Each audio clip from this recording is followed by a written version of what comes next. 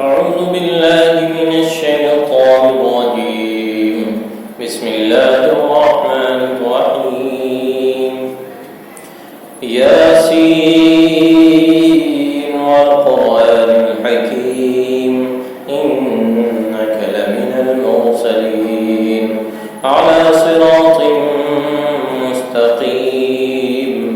تنزيل العزيز الرحيم لتنذر قوما ما أنذر آباؤهم فهم غافلون لقد حق القول على أكثرهم فهم لا يؤمنون إنا جعلنا في أعناقهم أغلالا فهي إلى الأذقان فهم مقمحون وجعلنا من بين أيديهم سدا ومن خلفهم سدا فأغشيناهم فهم لا يبصرون وسواء عليهم أأنذرتهم أم لم تنذرهم لا يؤمنون إنما تنذر من اتبع الذكر وخشي الرحمن بالغيب فبشره بمغفرة وأجر كريم. إنا نحن نحيي الموتى ونكتب ما قدموا وآثارهم وكل شيء أحصيناه في إمام مبين واضرب لهم مثلا أصحاب القرية إذ جاءها المرسلون إذ أرسلنا إليهم اثنين فكذبوهما فعززنا بثالث فقالوا إنا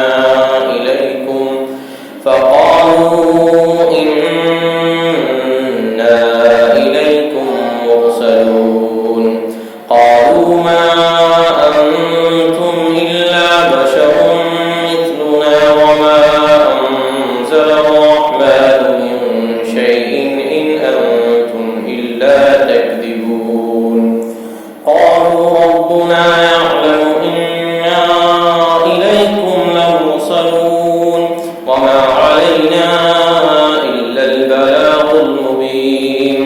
قالوا إنا تطيرنا بكم لئن لم تنتهوا لنرجمنكم وليمسنكم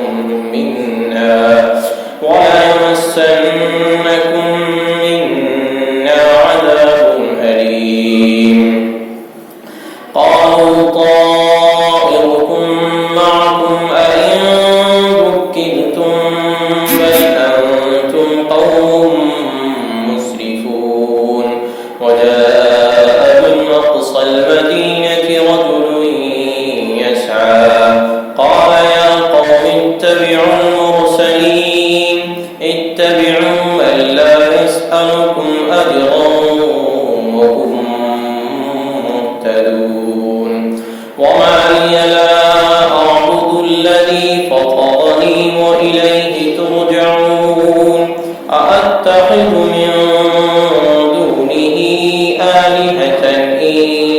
يردني الرحمن بضر لا تغني عني شفاعتهم شيئا ولا ينقذون إني إذا لفي ضلال مبين إني آمنت بربكم فاسمعون قيل ادخل الجنة قال يا ليت قومي يعلمون بما غفر لي ربي وجعلني من المكرمين وما أنزلنا على قومه من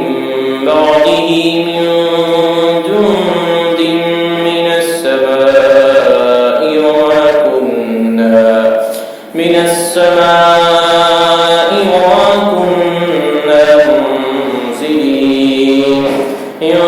كانت إلا صيحة واحدة فإذا هم خامدون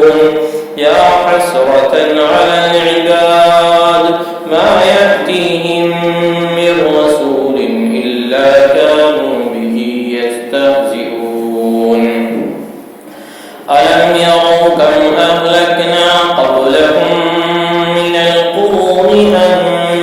أنهم إليهم لا يرجعون وإن كل لما جميع لدينا محضرون وآية لهم الأرض الميتة أحييناها وأخرجنا منها حبا فمنه يأكلون وجعلنا فيها جنات من نخيل وأعناب وفجرنا فيها من العيون ليأكلوا من ثمره وما عملته أيديهم أفلا يشكرون سبحان الذي خلق الأزواج كلها مما تنبت الأرض ومن أنفسهم ومما لا يعلمون وآية لهم الليل نسلخ منه النهار فإذا هم مظلمون والشمس تجري لمستقر لها ذلك تقدير العزيز العليم والقمر قدرناه منازل حتى عاد كالعرجون القديم لا الشمس ينبغي لها أن تدرك القمر ولا الليل سابق النهار وكل في فلك يسبحون وآية لهم أنا حملنا ذريتهم في الفلك المشحون وخلقنا لهم من مثله ما يركبون وإن نشأ نغرقهم فلا صريخ لهم ولا هم ينقذون إلا رحمة منا ومتاعا إلى حين وإذا قيل لهم اتقوا ما بين أيديكم وما خلفكم لعلكم ترحمون وما تأتيهم من آية من آيات ربهم إلا كانوا عنها معرضين وإذا قيل لهم أنفقوا مما رزقكم الله قال الذين كفروا للذين آمنوا أنطعم من لو يشاء الله أطعمه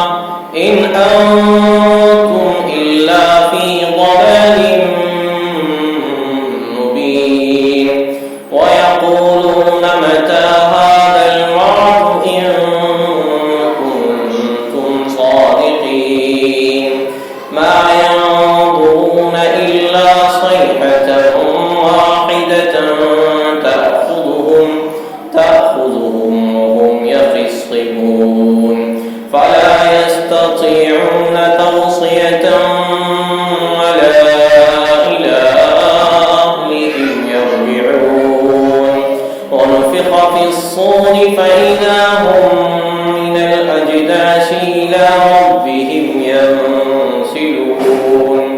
قالوا يا ويلنا من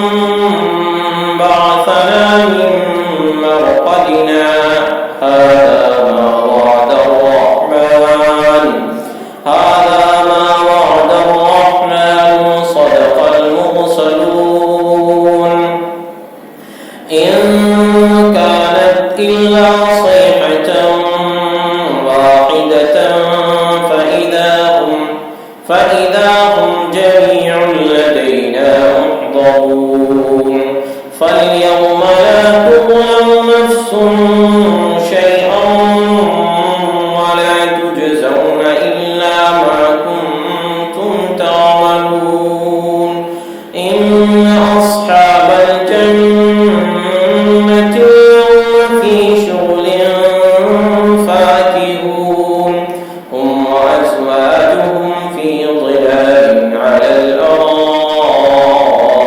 متكئون لهم فيها فاكهة ولهم ما يدعون سلام قولا من رب رحيم وامتازوا اليوم أيها المجرمون ألم أعهد إليكم يا بني آدم ألا تعبدوا الشيطان إنه لكم عدو مبين وأن اعبدوني هذا صراط مستقيم ولقد أضل منكم جبلا كثيرا أفلم تكونوا تعقلون هذه جهنم التي كنتم توعدون اصلوها اليوم بما كنتم تكفرون اليوم نختم على أفواههم وتكلمنا أيديهم وتشهد أرجلهم بما كانوا يكسبون ولو نشاء لطمسنا على أعينهم فاستبقوا الصراط فأنى يبصرون ولو نشاء لمسخناهم على مكانتهم فما استطاعوا ضيا ولا يرجعون ومن نعمره ننكسه في الخلق أفلا يعقلون وما علمناه الشعر وما ينبغي له إن هو إلا ذكر وقرآن مبين لينذر من كان حيا ويحق القول على الكافرين أولم يروا أنا خلقنا لهم مما عملت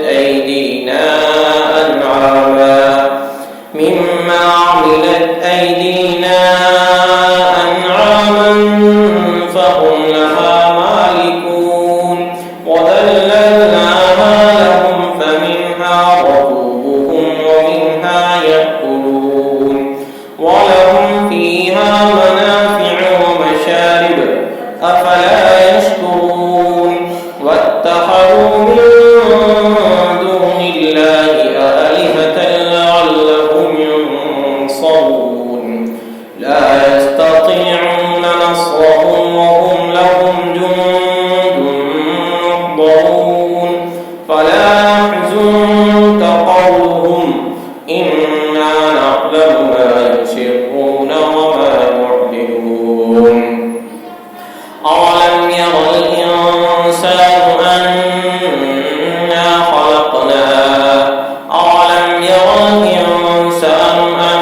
أنا خلقناه من نطفة فإذا هو خصيم مبين وضرب لنا مثلا ونسي خلقه قال من يحيي العظام وهي رميم قل يحييها الذي أنشأها أول مرة وهو بكل خلق عليم الذي جعل لكم من الشجر الأخضر نارا فإذا أنتم منه توقدون أوليس الذي خلق السماوات والأرض بقادر على أن يخلق مثلهم بلى وهو الخلاق العليم إنما أمره إذا أراد شيئا أن يقول له كن فيكون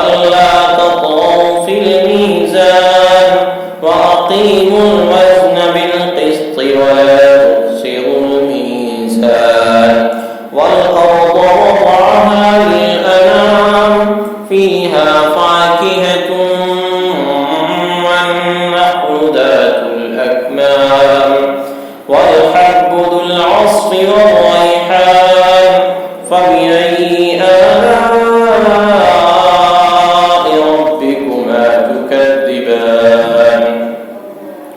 خلق الإنسان من صلصال كالفخار وخلق الجان من مارج من نار فبأي آلاء ربكما تكذبان رب المشرقين ورب المغربين فبأي آلاء ربكما تكذبان مرج البحرين يلتقيان بينهما برزخ لا يبغيان فبأي آلاء ربكما تكذبان يخرج منهما اللؤلؤ والمرجان فبأي آلاء ربكما تكذبان وله الجوار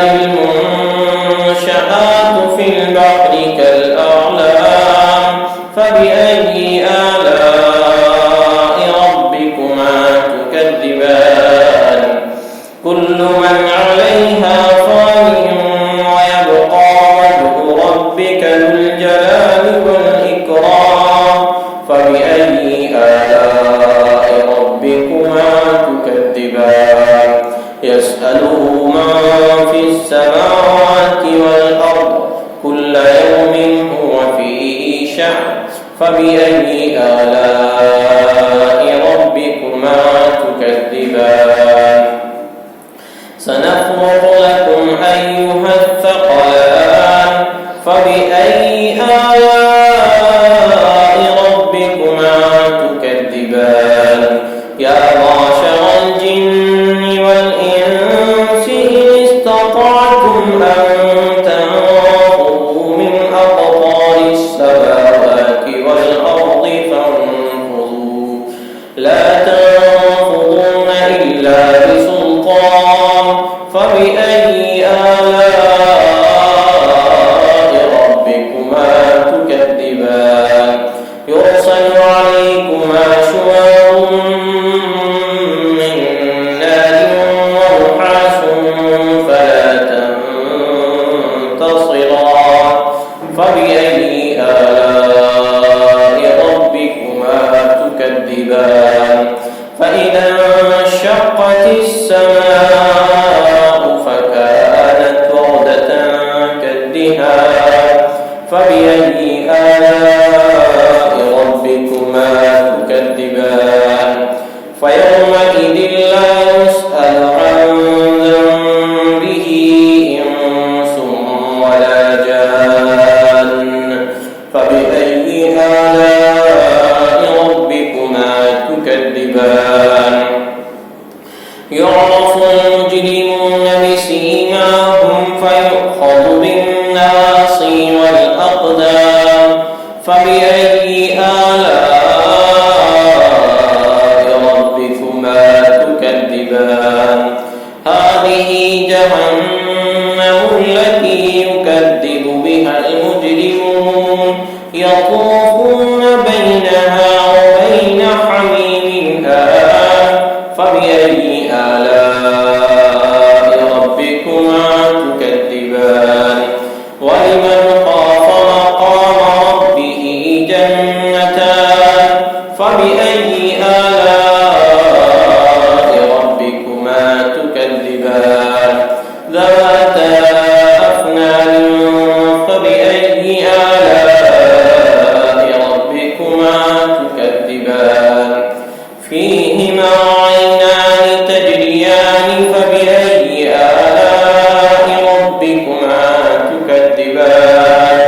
فيهما من كل فاكهة زوجان فبأي آلاء ربكما تكذبان متكئين على فرش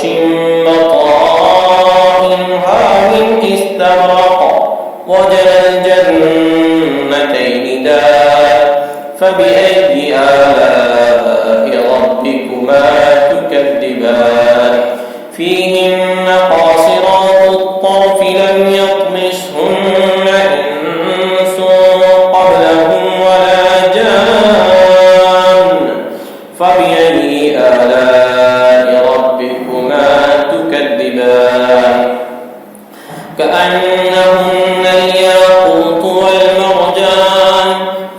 فبأي آلاء ربكما تكذبان هل جزاء الإحسان إلا الإحسان فبأي آلاء ربكما تكذبان ومن دونهما جنتان فبأي آلاء ربكما تكذبان مدهامتان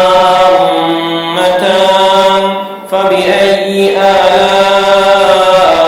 ربكما تكذبان فيهما عينان نضاختان فبأي آلاء ربكما تكذبان فيهما فاكهة ونخل ورمان فبأي آلاء ربكما تكذبان فيهن خيرات حسان فبأي آلاء ربكما تكذبان حور مقصورات في الخيام فبأي آلاء ربكما تكذبان لم يطمسهن إنس قبلهم ولا جان فبأي آلاء ربكما تكذبان متكئين على رفرف خضر وعبقري حسان فبأي آلاء ربكما تكذبان تبارك اسم ربك ذي الجلال والإكرام الرحمن الرحيم إذا وقعت الواقعة ليس لوقعتها كاذبة خافضة رافعة إذا رجت الأرض رجا وبست الجبال بسا فكانت هباء منبثا وكنتم أزواجا ثلاثة فأصحاب الميمنة ما أصحاب الميمنة وأصحاب المشأمة ما أصحاب المشأمة والسابقون السابقون أولئك المقربون في جنات النعيم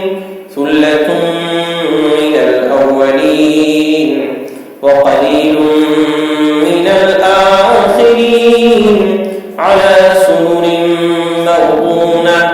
متكئين عليها متقابلين يطوف عليهم ولدان مخلدون بأكواب وأباريق وكأس من معين لا يصدعون عنها ولا ينزفون وفاكهة مما يتخيرون ولحم طير مما يشتهون وحور عين كأمثال اللؤلؤ المكنون جزاء بما كانوا يعملون لا يسمعون فيها لغوا ولا تأثيما إلا قيلا سلاما سلاما وأصحاب اليمين ما أصحاب اليمين في سدر مخضود وطلح منضود وظل ممدود وماء مسكوب وفاكهة كثيرة لا مقطوعة ولا ممنوعة وفرش مرفوعة إنا أنشأناهن إنشاء فجعلناهن أبكارا عربا أترابا لأصحاب اليمين ثلة من الأولين وثلة من الآخرين وأصحاب الشمال ما أصحاب الشمال في سموم وحميم وظل من يحموم لا بارد ولا كريم إنهم كانوا قبل ذلك مترفين وكانوا يصرون على الحنث العظيم وكانوا يقولون أئذا متنا وكنا ترابا وعظاما أئنا لمبعوثون أوآباؤنا الأولون قل إن الأولين والآخرين لمجموعون إلى ميقات يوم معلوم ثم إنكم أيها الضالون المكذبون لآكلون من شجر من زقوم فمالئون منها البطون فشاربون عليه من الحميم فشاربون شرب الهيم هذا نزلهم يوم الدين نحن خلقناكم فلولا تصدقون أفرأيتم ما تمنون أأنتم تخلقونه أم نحن الخالقون نحن قدرنا بينكم الموت وما نحن بمسبوقين على أن نبدل أمثالكم وننشئكم فيما لا تعلمون ولقد علمتم النشأة الأولى فلولا تذكرون أفرأيتم ما تحرثون أأنتم تزرعونه أم نحن الزارعون لو نشاء لجعلناه حطاما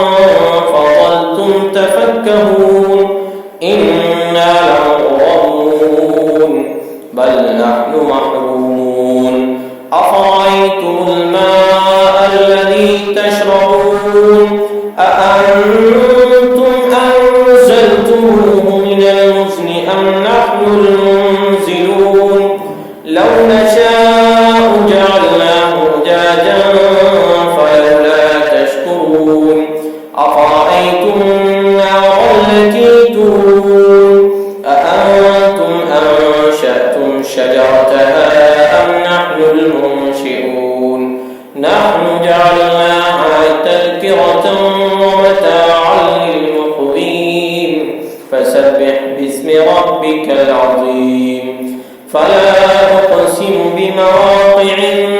النجوم وإنه لقسم لو تعلمون عظيم إنه لقرآن كريم في كتاب مكنون لا يمسه إلا المطهرون تنزيل من رب العالمين أفبهذا الحديث أنتم مدهنون وتجعلون رزقكم أنكم تكذبون فلولا إذا بلغت الحلقوم فأنتم حينئذ تنظرون ونحن أقرب إليه منكم ولكن لا تبصرون فلولا إن كنتم غير مدينين ترجعونها إن كنتم صادقين فأما إن كان من المقربين فروح وريحان وجنة نعيم وأما إن كان من أصحاب اليمين فسلام لك من أصحاب اليمين وأما إن كان من المكذبين الضالين فنزل